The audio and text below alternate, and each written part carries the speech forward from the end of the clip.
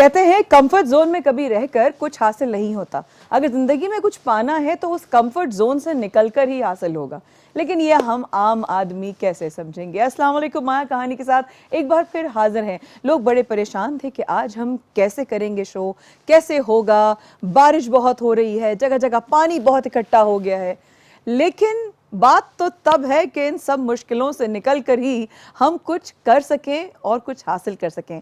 आज एक नहीं बल्कि दो मुख्तलिफ कहानियां हैं। अच्छा, दोनों जिनकी कहानियां हैं इत्तफाकन दोनों ख़वातीन हैं, लेकिन दोनों का आपस में कोई रिश्ता नहीं, दोनों की कहानी का आपस में कोई ताल्लुक़ नहीं, लेकिन अजब बात है कि दोनों का नाम आयशा है।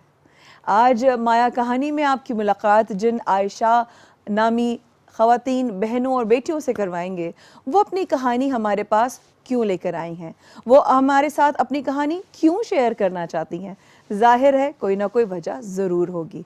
ऐसी ही अगर कोई वजह है आपके पास तो आप माया कहानी की टीम से रब्ता कर सकते हैं। न्यूज़ 1 पर हमारी पूरी टीम आपकी है मुंतज़िर। इंशाअल्लाह अगर आपकी कहानी हम तक पहुँची तो वो आवाज़ आवाम तक ज़रूर पहुँचेगी। मुलाकात कराते हैं आज की पहली आयशा से। अस्सलाम वालेकुम आयशा। अस्सलाम वालेकुम। कैसी हैं? वालेकुम सलाम। मैं ठीक हूँ। पहले मैं कहना चाहूँगी looking very pretty. Thank you so much. और आपसे मिलके बहुत खुशी हुई।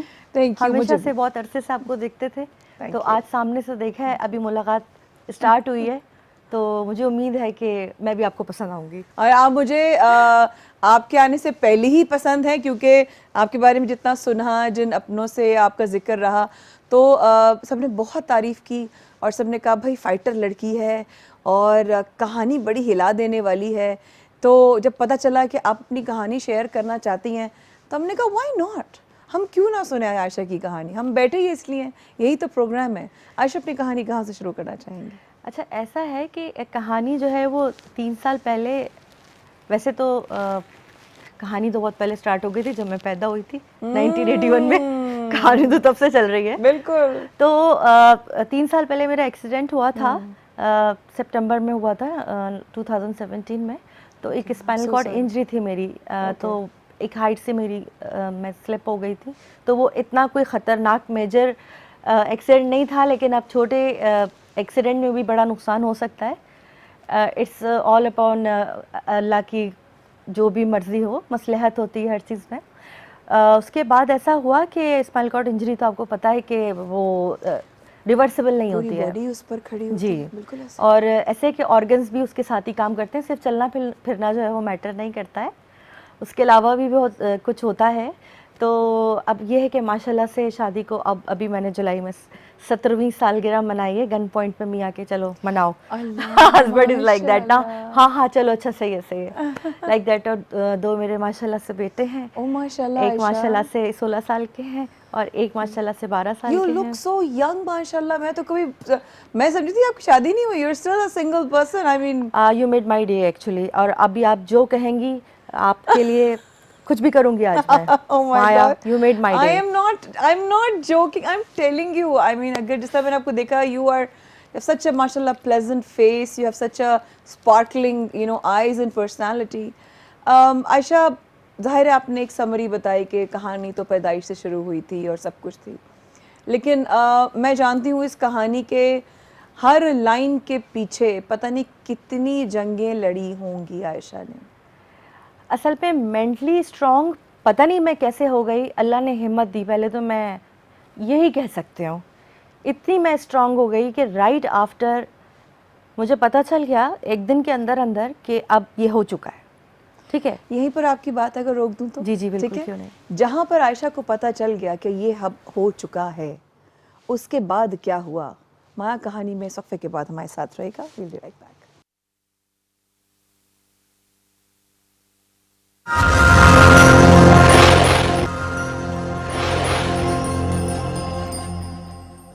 बहुत कम लोग ऐसे मैंने देखे अपनी ज़िंदगी में जो बहुत सारे इम्तहानात से गुजरे हों, बहुत सारी जंगें लड़ी हों और उसके बाद उनकी पर्सनालिटी में इतनी पॉजिटिविटी हो और इतनी उनके चेहरे पे मुस्कुराहट हो। आज जिनकी पहली कहानी हम आपको सुना रहे हैं वो है आयशा। आयशा जो सबसे पहली वाली आयशा हैं और उनसे बात हो रही है।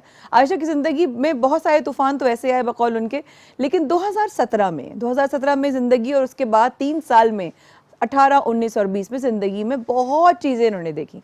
वक्फे में मुझसे बहुत पॉजिटिव बातें कर रही थी कि ज़िंदगी में अगर हम किसी को कुछ नहीं दे सकते कि तो एक चेहरे पर तारीफ़ कर कर मुस्कुराहट तो दे ही सकते हैं। तो ये मैंने बहुत कम लोगों में देखा है। आइए आयशा की कहानी सुनते हैं। आयशा, 2017 में क्या हुआ और 2017 के बाद क्या क्या हुआ? देखिए, शुरू के जो इनिशियल 8 महीने या 12 महीने होते हैं ना स्पाइनल कॉर्ड इंजरी के बाद, वो बहुत अहम होते हैं। उसमें बहुत ज़्यादा जो है, कैसे हुआ था एक्सीडेंट, क्या हुआ था? मैं स्लिप हो गई थी स्टेयर्स के साथ। उसमें बीच में गैप्स होते हैं ना, वहाँ से स्टेयर्स में आपकी सपोर्ट नहीं होती, तो आप गिर जाते हैं। तो बैकबोन मेरी रप्चर हो गई, तो उसके पीछे जो स्पाइंस होती हैं वो डैमेज हो जाती हैं। तो ये जो है ना, ये रिपेयर नहीं हो सकती। दुनिया में बनाया नहीं, अल्लाह ने अपने हाथ में रखा हुआ है, जो हराम मगज़ जिसको कहते हैं। एनीवे, जब ये हो जाता है उसके साथ आपने रहना होता है। रहना इसके बाद क्या होता है, रिहैब आ जाता है सारा। हाँ, आपकी सारी तस्वीरें हॉस्पिटल वाली जी, हैं, मैं देख रही हूँ। ये मेरा राइट आफ्टर था। इसमें मेरे बच्चे मुझसे मिलने आए थे और बच्चों के साथ मैं बहुत हंस के मिली थी, क्योंकि मैं नहीं चाहती थी कि उन्हें पता चले कि मैं कुछ बीमार हूँ। ये मैंने तो खड़ा होना सीखा था, कि मेरे हाथ का भी, मेरे उसके बाद भी काफ़ी ऑपरेशंस होते रहे हैं। तो आप मेरी कोई भी तस्वीर में आप मुझे कुछ भी, हमेशा मुझे हंसता हुआ देखेंगी। मैंने बहुत कम कोशिश की है कि मैं घर में किसी को स्ट्रेस दिखाऊं। उसकी वजह यह है कि वो लोग ऑलरेडी इतने बड़े ट्रॉमा में थे। मैं इतनी ज़्यादा मरीज़ हो गई थी ना, तो अगर मैं उनको स्ट्रेस भी दिखाती तो वो लोग के तो छक्के छूट जाते। सबसे ज़्यादा स्ट्रेस में तो आयशा थी। आयशा की ज़िंदगी बदल के रख गई। नहीं, मुझे तसल्ली देनी होती थी ना कि नहीं, मैं ठीक हूँ, सब सही है, एवरीथिंग इज ऑल राइट। वो लोग रोते हुए आते थे ना मेरे हाउ पास। कम, कैसे दे दिए थे तकलीफ में तसल्ली? नहीं, कैसे मैं दिया? सही हूँ, अम्मी आ रही है रोती हुई, कोई भी भाई, चलो लाइक अम्मी बहुत, या बच्चे परेशान ना हो, हस्बैंड रिलैक्स रहे। अगर ये लोग रिलैक्स नहीं रहेंगे तो मेरा ख्याल कैसे करेंगे? इनको रिलैक्स रहना पड़ेगा। मैं बिल्कुल ठीक हूँ, कुछ नहीं हुआ मुझे, आई एम ऑल राइट। क्या हो गया है? Okay fine, nothing is happening. ये मैंने पता नहीं कैसे किया, बट मुझे लगा इस वक्त यही सही है कि मुझे मेंटली बहुत स्ट्रांग रहना पड़ेगा, मेंटली, क्योंकि अभी मुझे करना है। स्पाइनल कॉर्ड इंजरी आयशा की हुई, मेंटली स्ट्रांग आयशा को रहना है, अपने लिए भी और दूसरों के करना पड़ेगा, वरना मैं ठीक कैसे होंगी? मतलब जितना भी है, जो मुझे स्ट्रगल करनी है थोड़ी भी ठीक होने के लिए, होप बहुत ज़रूरी होती है। होपलेस हो जाऊंगी तो क्या क्या करूँगी? होप तो है ना, मतलब अभी बच्चे भी तो देखने हैं ना आगे, मुझे लाइफ कंटिन्यू तो करनी है ना, जितनी भी है। तो होपलेस हो जाऊंगी तो फ़ायदा नहीं ना। देखते हैं कितना हो पाएगा, नहीं होगा तो नहीं होगा, लेकिन ट्राई तो करना चाहिए ना। मैं गिव अप करने वाली औरत हूँ नहीं लाइफ में, वैसे I don't give up like that. तो ये तो मेरी, मुझे एक वुमेन एक्सेलेंसी पे रोटरी क्लब वालों की तरफ से अवार्ड मिला था अभी वुमेंस डे पे। तो मैं एज ए मोटिवेशनल स्पीकर जाती हूँ। ये डॉक्टर्स कॉन्फ्रेंस थी मेरी, ये जो पहले की ज़माने की बात है, ज़माना है नौजवानी के जिक्र है। मिली जुली तस्वीरें हैं कुछ मेरी। नहीं, अभी भी माशाल्लाह नौजवान है। उसके बाद जब सबको संभालना पड़ा आयशा? नहीं, ठीक है, मेरे साथ है, हेल्पर्स होते हैं मेरे ये लोग। हस्बैंड ने बहुत सपोर्ट किया, जाहिर सी बात है, उसको फिर भी मैं काफ़ी सुना देती हूँ। फ्रेंड है मेरा। थोड़ी एंग्जाइटी निकाल देती हूँ उसके ऊपर बेचारा। लेकिन वो कहते हैं ना कि दर्द दिल की मत सजा पाओ, अब तो मुझसे तंग आ जाओ। वाह, सुनाती हूँ उसको मैं, जो नहीं लिया था, ये मेरे काफ़ी फेवरेट है। तो अच्छा, ऐसा हुआ कि उसके बाद अब ज़िंदगी में आप क्या सोचते हैं माया, कि जब आप बहुत ज़्यादा फंस जाते हैं ना चीज़ों में, उससे निकलने की एक मैं आपको गुर बताती हूँ कि जब आप बहुत तंग होते हैं, डिप्रेस, एंग्जाइटी, आप सोचते हैं आपको खुशी किस चीज़ से मिलेगी।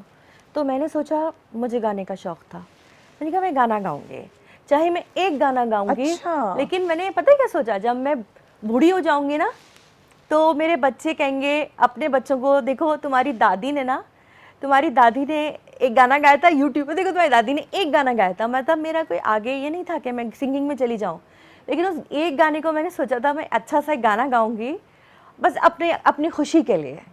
तो मैंने अपनी खुशी के लिए एक गाना बनाया था। खुद का गाना था? आई एम सॉरी, खुद का गाना था? नहीं, खुद नहीं, मैंने कवर सॉन्ग किया था, लंबी जुदाई।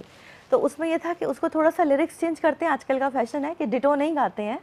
तो हसन अली हाशमी के साथ मैंने बनाया था वो गाना। थोड़ा सा गुनगुना, वही सेम गाना। हाँ, जो जिसने मूव किया। वैसे तो आपकी आवाज़ आएगी, लेकिन इसकी ज़रूरत ही नहीं पड़ेगी आपको, वैसे ही माइक लगा हुआ है। लगा हुआ है, हाँ, तो वैसे आपकी आवाज़ आएगी। जो जिसने मूव किया आयशा को, जिसने जिसने इस चीज़ के लिए मोटिवेट किया कि वो सिंगिंग जो पहला होता है ना स्टेप? हाँ सबसे अच्छा, ये मुश्किल गाना होता बहुत मुश्किल था और सबने रेशमा मुझे जी, मना बिल्कुल। किया कि पहला गाना आप इतना मुश्किल उठा रही हो, तो लेकिन मुझे लगा कि नहीं, मुझे बस ये पसंद है, मैंने यही गाना गाना है रेशमा जी का। उसमें सुर काफ़ी ऊंचे थे। एक लाइन बस। हाँ।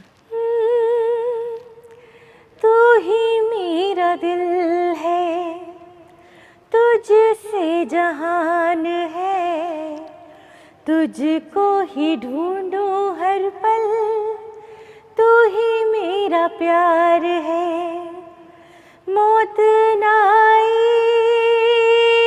मेरी जान, दुहाई है वाह। लंबी जुदाई, 4 दिना दा प्यारो रब्बा, बड़ी लंबी जुदाई, लंबी जुदाई।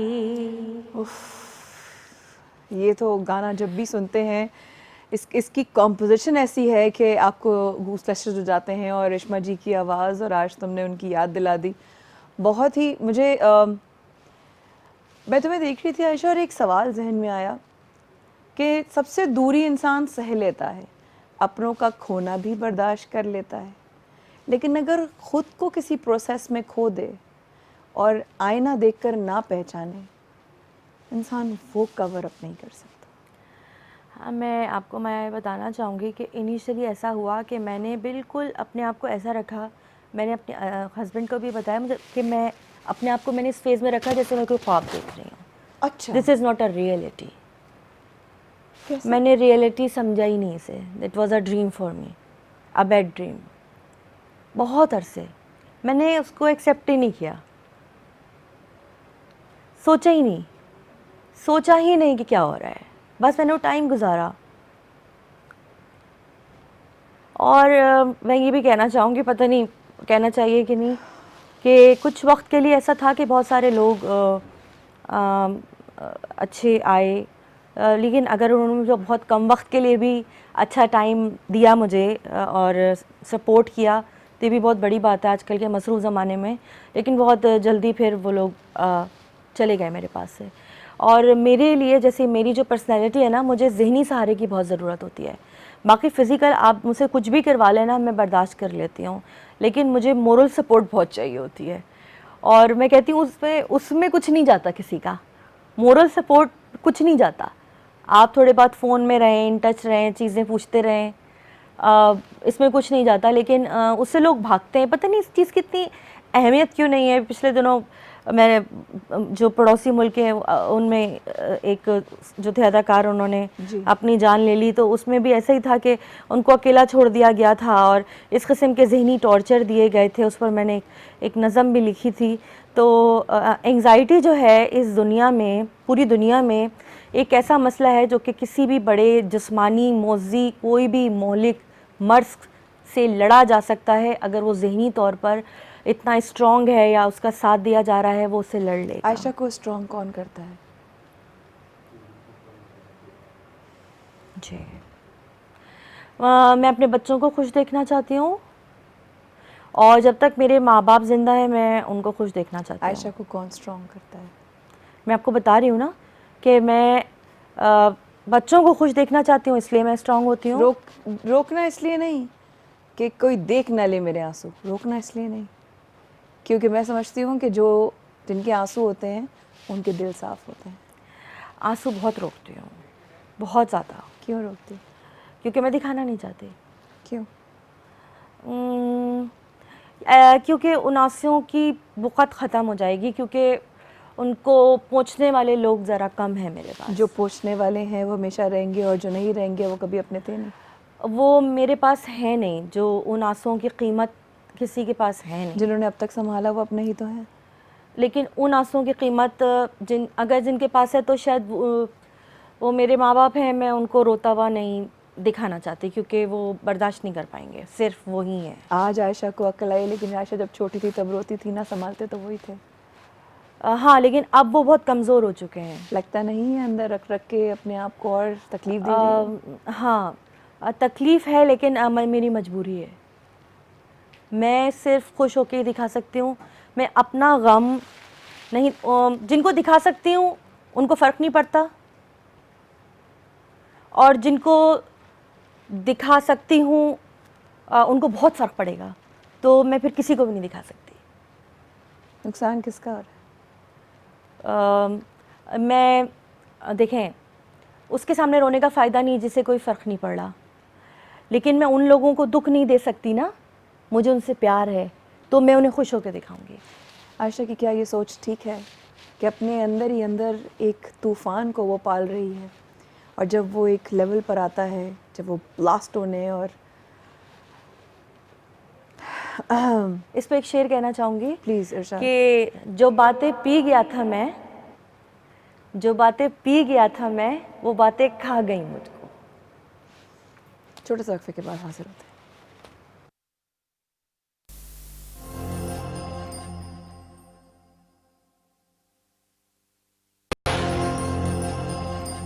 एक बार फिर माया कहानी में आपको करते हैं खुशामदीद। मैंने प्रोग्राम के शुरू में ही अर्ज किया था कि आज दो मुख्तलिफ कहानियां होंगी, लेकिन दोनों की एक चीज़ बिल्कुल सेम है, और वो है इनका नाम। दूसरी आयशा हमारे साथ इस वक्त मौजूद हैं और पहुंच चुकी हैं बारिश में भीगती भिगाती और बाइक चलाती। दूसरी आयशा हमारे साथ मौजूद। अस्सलाम वालेकुम आयशा। वालेकुम अस्सलाम। कैसी हैं आप? मैं ठीक हूँ। वेलकम टू द शो भाई। दोनों आयशाओं को खुशामदीद।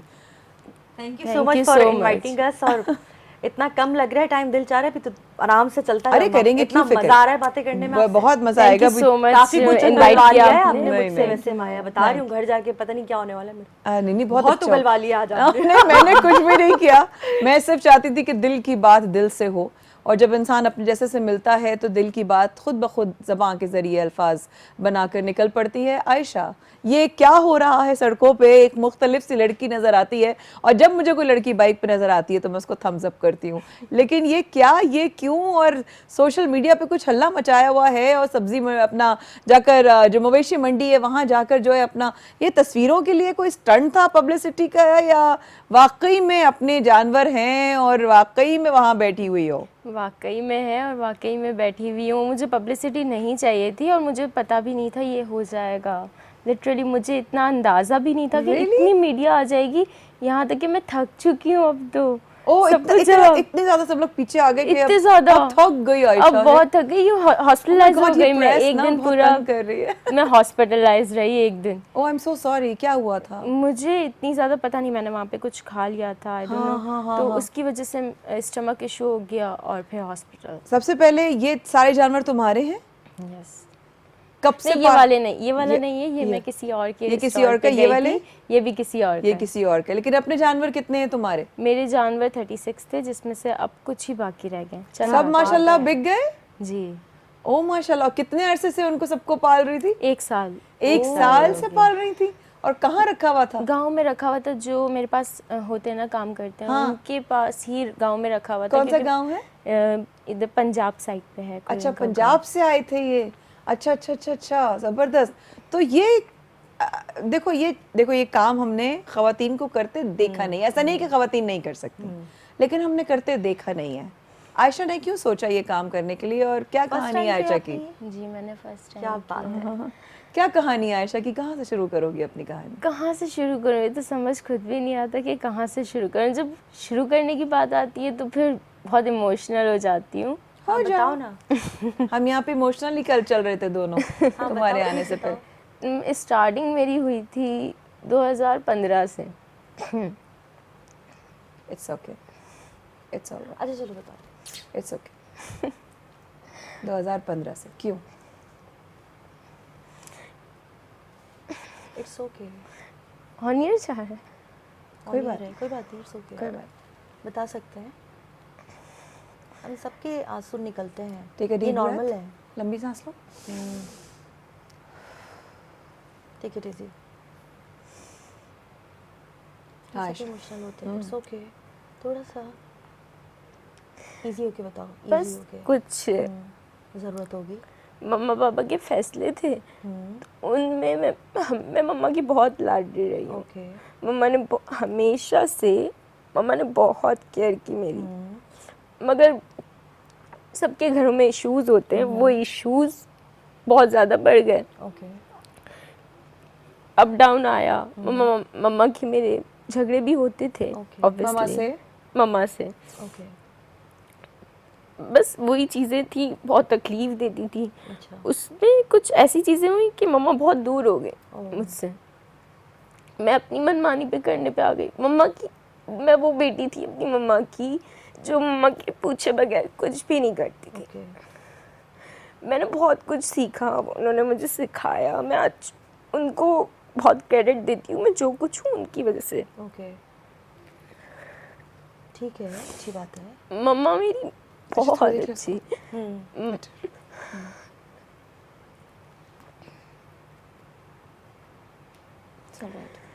Take your time.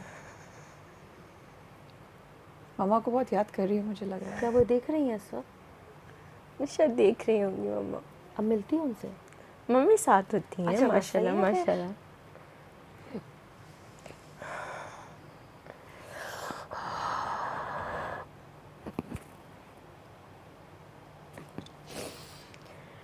मम्मा किस घर में झगड़े नहीं होते, मम्मा के मेरे झगड़े होते रहते थे, वो भी कुछ घरेलू इश्यूज पे। मेरे 2 भाई हैं, मैं सबसे बड़ी हूँ, तो वही बात आ जाती है कि जब बड़ा होता है बंदा तो उसके पास रिस्पॉन्सिबिलिटी भी होती है, बेटा ये मत करो, दुनिया वाले क्या बोलेंगे, वो मत करो, वो क्या बोलेगा। मगर मेरी मम्मा वर्ल्ड बेस्ट मम्मा, उन्होंने हमेशा मेरा साथ दिया, हर काम में मुझे बहुत कुछ सिखाया। अच्छा। काफ़ी दूर भी हो गई, हमेशा दूरी हमारी काफ़ी बनी रही, मगर आज जो कुछ हूँ उनकी वजह से हूँ। और मेरे फ्रेंड हैं जो मुझे बहुत सपोर्ट करते हैं। आज मैं जो कुछ हूँ उनकी और मेरी मम्मा की वजह से। वो दो इंसान हैं जो मेरी लाइफ में बहुत इम्पोर्टेंस रखते हैं। मेरी मम्मा रखती हैं, ऑब्वियसली माँ है, तो उन्होंने बहुत कुछ सिखाया। इसके बाद भारी दुनिया में एक प्रोटेक्ट करना आसान नहीं होता, तो वो भी एक लड़की का। पहले तो अकेले थी, जब मेरे वो फ्रेंड का साथ मुझे मिला तो उन्होंने बोला नहीं बच्चा, ऐसे नहीं, मैं हूँ ना, टेंशन क्यों ले रहे हो। आज भी थोड़ी देर पहले मैं उनसे ज़िद कर रही थी कि मुझे ये नहीं यही चाहिए। नहीं नहीं नहीं नहीं, उनकी मम्मा से भी मैं मिल के आई आज इत्तेफाकन। बहुत अच्छे हैं माशाल्लाह से, सभी अच्छे होते हैं। कहीं ना कहीं शायद अभी मैं भी दूरी है, किस बात की दूरी है? क्या वजह क्या हुई दूरी की?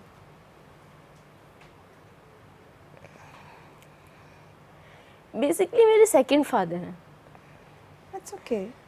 तो माशाल्लाह से वो मुझसे बहुत प्यार करते हैं। Okay.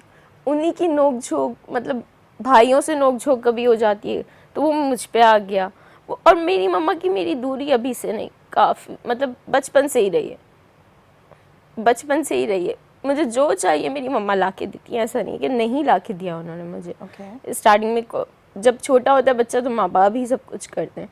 तो सबसे ज़्यादा जब क्लोज अम्मी से थी, लेकिन सेकंड फादर ज़्यादा उनकी लाडली नहीं होती- नहीं नहीं नहीं उनकी नहीं हुई। नहीं, ऐसा नहीं है। ऐसा था क्लोजली मैं इस सेंस में थी, मम्मा मेरी इस सेंस में टाइम नहीं दे पाती थी। ऐसा सब कुछ नहीं होता, टाइम बहुत मायने रखता है बच्चों के लिए। वो टाइम कभी नहीं दे पाई हमें, कभी भी नहीं? कभी टाइम नहीं दे पाई, उनका टाइम नहीं मिल सका। आपके फादर कहाँ हैं?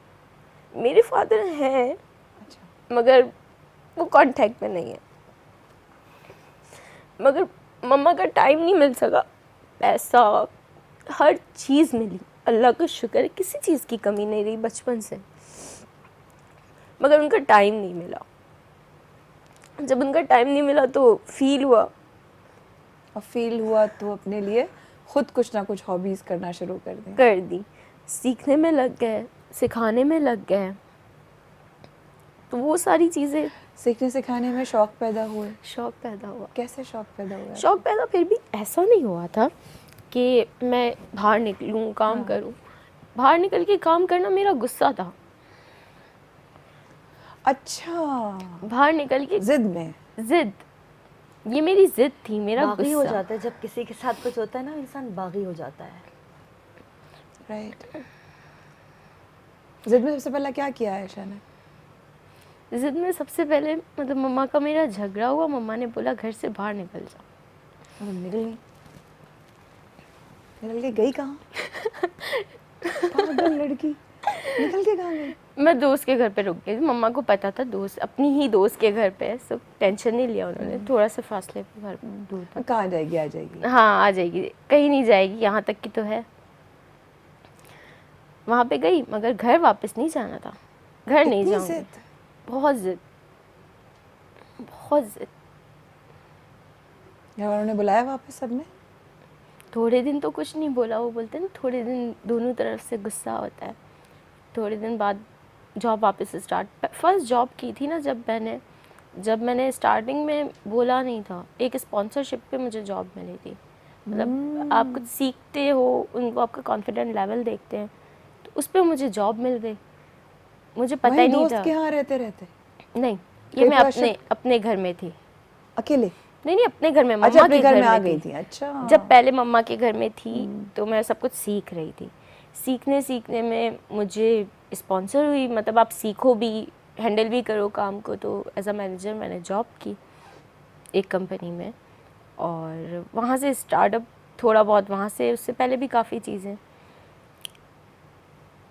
वहाँ से स्टार्ट लिया। बाबा की काफ़ी इश्यूज थे कि ये काम नहीं करना, मम्मा ने बोला नहीं करना, नहीं सीखना, छोड़ दो, ये वो जिद थी कि करना है। पता नहीं था कि सैलरी बेसिस पे है और जॉब का भी है, पता नहीं था, बस सौंप दिया, मैंने कर लिया। मुझे इतनी समझ ही उस वक्त नहीं थी। और ये जो कर रही हो, बाइक चला रही हो, जानवर पाल रही हो, ये किसकी इजाज़त से कर रही हो? ये इजाज़त नहीं, इजाज़त नहीं? इजाज़त तो बाद में मिलती है सब चीज़ों की, पहले कर चुका होता है बंदा। ये तो इजाज़त के बाद की चीज़ है, मगर पहले जब स्टार्टिंग की थी मैंने, जब इजाज़त नहीं नहीं थी इजाज़त? इजाज़त मिली नहीं थी, मतलब कुछ बोला ही नहीं था, बस शौक चढ़ गया था अब करना है काम। तो जब मैं पता चला तो उन्होंने रोका? बेटा क्या कर रहे हो? मम्मा बोलती थी मैं ऐसे से करती थी, बहुत दर्द हो रहा है। इश, जब उठा के देखा ना पूरा कटा हुआ छिला हुआ, ओहो ये क्या हुआ है। सबसे छुपाती थी क्योंकि बाइक जो सीखनी थी और किसी ने सिखाई भी बाइक नहीं भी थी। नहीं बताई थी सीखते हुए? जब वो तो काम से थोड़ा टाइम मिल जाता था तो थोड़ा थोड़ा सा मैं चला लेती थी, चलो मैं निकल जाती हूँ, सीख किसकी बाइक? मुझे, मेरे पास थी, मेरा वर्कशॉप था अपना गाड़ियों का। ये कौन है भाई? ये क्या चीज़ है आज माया कहानी में? दोनों आयशा ने आके हिला दिया पूरा प्रोग्राम। वहाँ पे मेरे जो साथ कोलीग थे, पार्टनर थे, उन्होंने मुझे बोला सीख लो, आसानी हो जाएगी, मगर उन्होंने खुद सिखाया ही नहीं, बोला सीख लो। काम से जब थोड़ा टाइम मिल जाता था तो मैं लेके पार्क में चलती रहती थी, चलाती रहती थी पैदल पैदल। एक हफ्ते में ट्रेंड हो गई, मगर इसकी भी एक वजह थी। क्या? पहली दफ़ा मैंने, जब मेरी दोस्त चलाती थी, हाँ। मैं काफ़ी सारे काम करती रही हूँ, एज अ हाँ। कोऑर्डिनेटर भी हाँ। काम किए मैंने। हाँ। उसको मैंने देखा था चलाते हुए, और वो बहुत अच्छी बाइक चलाती थी, चाहे चलाती है अभी भी, छोटा उसकी छोटी सी हाइट है मगर बाइक चलाने में बहुत अच्छी है। शोरूम कहाँ था तुम्हारा? लकी वन के सामने माशाल्लाह ऑटोज के नाम से था। अभी भी है? अब खत्म हो गया, अब खत्म मैंने हो गया? खत्म कर दिया। बाइक वाइक चाहिए हो तो तुमसे रब्ता कर सकते हैं? हाँ हाँ, गाड़ियाँ भी। गाड़ियाँ क्या करना है? नहीं बाइक- करी, बाइक चलाना वगैरह सिखा मैं नहीं दोगी? हाँ, मैं खुद ट्रेनर हूँ। सिखा दोगी मुझे? हाँ। देखो तो दुनिया देख रही है तुम्हें इस वक्त। जी जी बिल्कुल सिखा। जबान दोगी ना? जी जी अब बिल्कुल। फिर गई तो? मैं नहीं फेरती अपनी जबान से। अच्छा, इतनी जिद्दी हो, कुछ सब कुछ कर जाओगी लेकिन अपनी जिद को नहीं छोड़ोगी। जिंदगी का सबसे बड़ा सबक, दोनों के साथ चंद चंद सेकंड से मुझे बताएं, सबसे बड़ा जिंदगी का सबक क्या है आयशा? जो भी करना है अपने ऊपर एतबार करके करना है, किसी दूसरे पे डिपेंड नहीं करना है।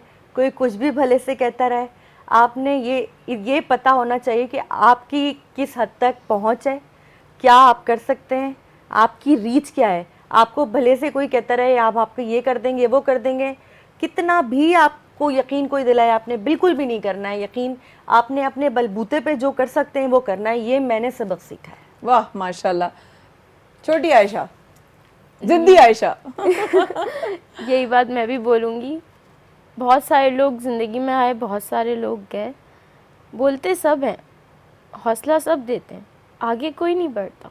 आगे सिर्फ वो बढ़ते हैं जो आपके साथ हमेशा साथ रहेंगे। वो हज़ारों में से कोई 2-3 होते हैं। आप उनको अब घरेलू उसमें ले लो या दोस्त के उसमें ले लो, खूनी रिश्ता हमेशा पीछे ही रहता है, चाहे वो भाई हो चाहे कोई भी। शायद ये दोनों आयशाएं जो हमारे साथ आज मौजूद हैं, इन दोनों आयशा ने एक बात दोनों की मुझे सुनते हुए एक ज़रूर लगी कि चोट बहुत खाई है अपनों से। अल्लाह करे इनकी जो अपने दिल अपनों से खाई हुई चोटें हैं वो मरहम अल्लाह पाक भेज दे, कहीं गैब से रिश्ते जुड़ जाएं, माँ से, बहन भाइयों से, अपनों से। हर चीज़ को शुरू करने के लिए एक सोच होती है और उस सोच को अक्सर लोग कहते हैं हाँ वन डे, एक दिन मैं करूँगा। अब वो आपके ऊपर है कि वन डे आप करेंगे या डे वन आज आप चुनते हैं। It's up to you, one day और day one. Either you start from today and right now or you just keep on saying one day, एक दिन हम आगे बढ़ेंगे।